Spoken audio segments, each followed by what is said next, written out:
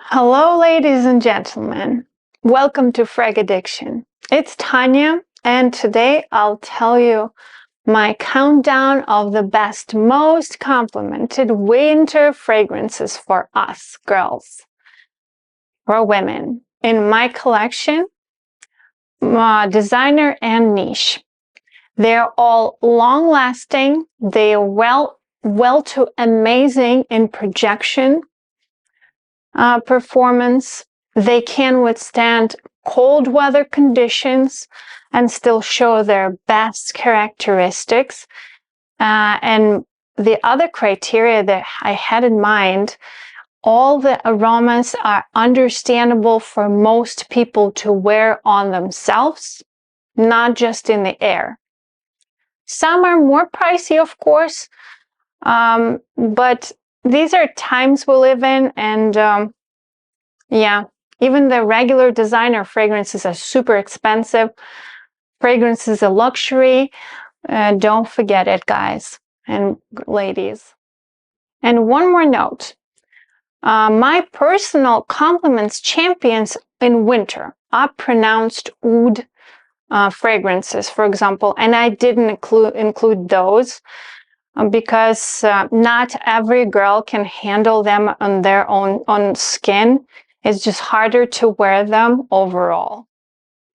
So number 10, it is the famous Baccarat Rouge 540.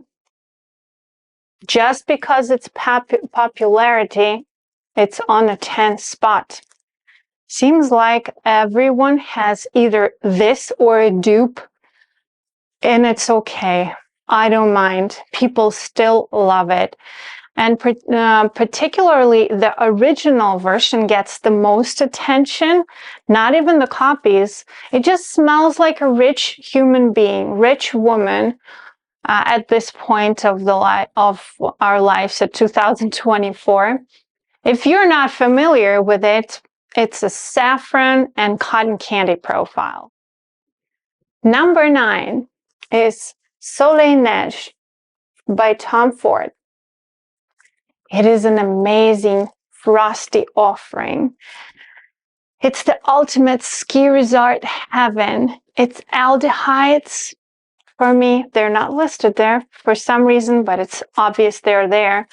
It's fresh florals and even amber in the base, but it's too expensive. That's why it's only number 9. Number 8, Roses and Ice by ByKillian. Very crispy and bright for cold weather, for girls who like fresh fragrances at any time of the year. It is remarkably projecting and long-lasting for this type of profile. Great for high heat also, by the way. It's great in summer. It's a gin and tonic profile fragrance that is it smells expensive. Number 7, Crimson Rocks by Amouage.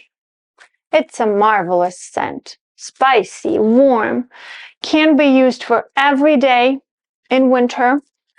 Love it so much. But it's not everyone's cup of tea. It can be challenging to wear. In fact, I have an in-depth review on my channel of this fragrance. I'll leave a link down below about it, this fragrance. Come check it out. And don't forget to like my videos, by the way. Sending you, my watchers, and especially my subscribers, all the positive vibes. Next is number 6, and it's in fact number 5, Chanel number 5. It's gorgeous for winter time and summer.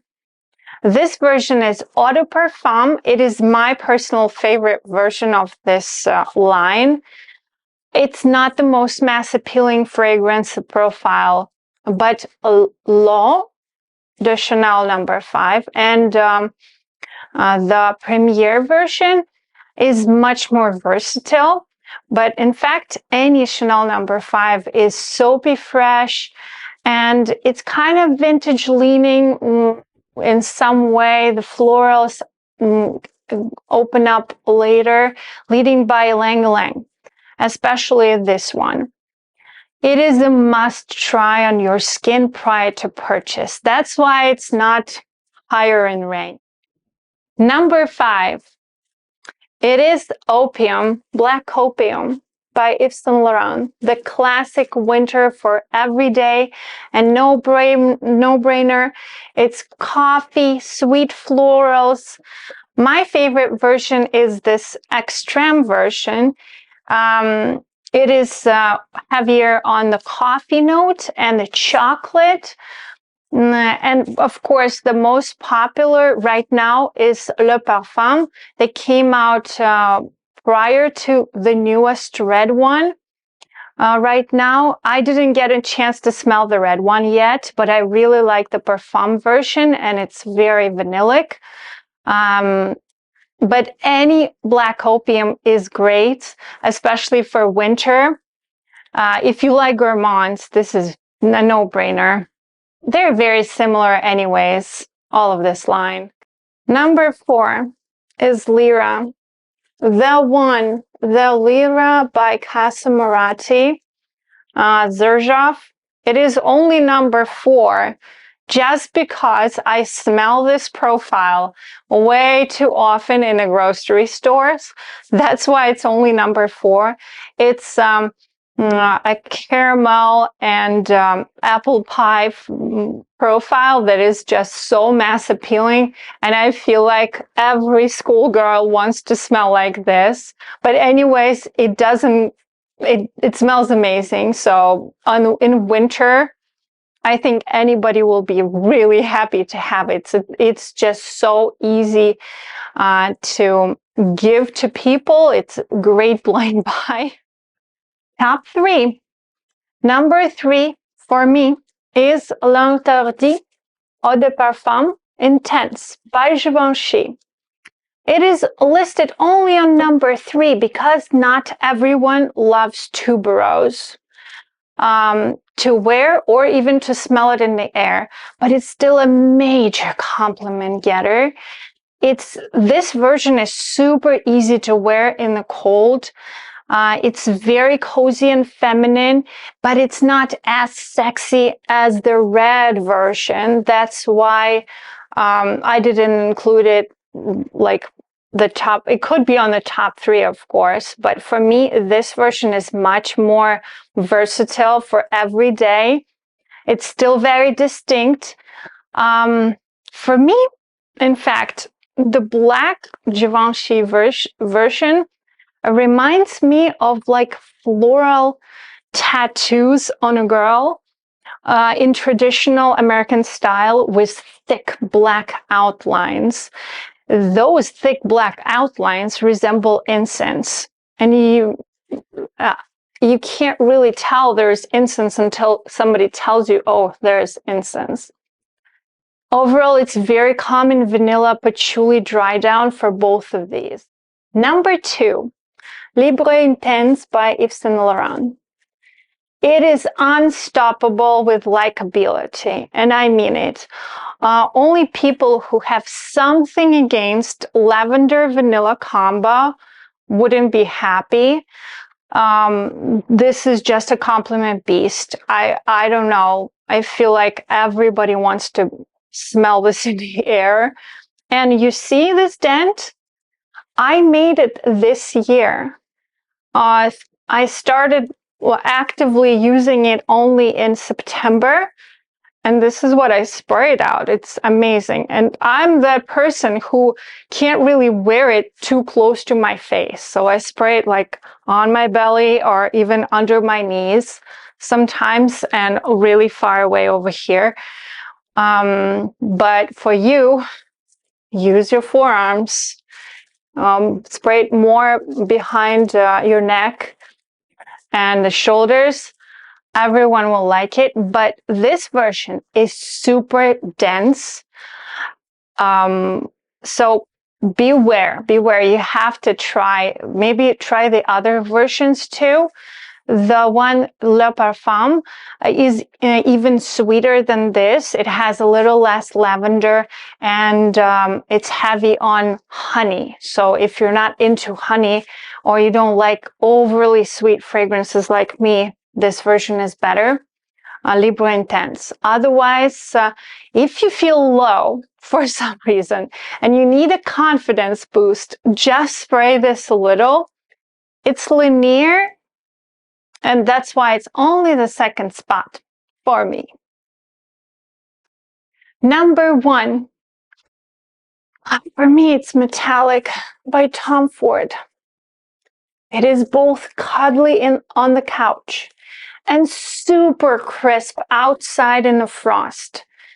Some people say it smells like an open can of condensed milk. I don't really smell that. For me, it is fresh aldehydes and cozy sweet vanilla. It is so comfortable and adored by everyone in the air. You'll get attention, especially in the first 2 hours after spraying this. You've got the best of both worlds and a very beautiful femininity in this fragrance bottle. If I had to choose a fragrance to go to Antarctic Station, and it has to be like only one fragrance, one bottle allowed, I would take this one for sure. And of course, honorary mentions, it's Delina and Delina Exclusif by Parfums de Marly. It is a year-round beauties. That's why I didn't put them in the list of the best winter fragrances. I think they're just really good for any season. And that's why they're right now here.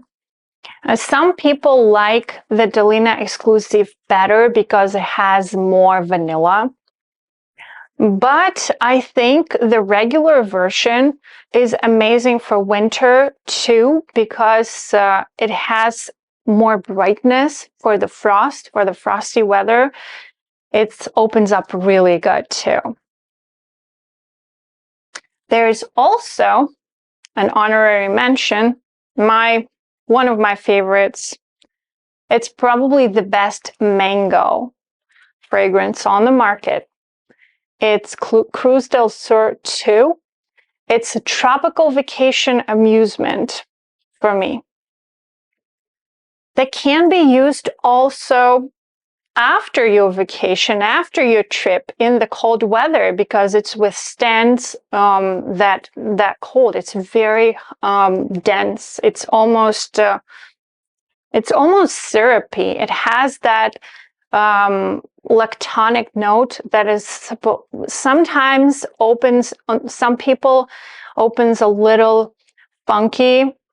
So that's why I didn't put it in a top, but it's a really amazing fragrance.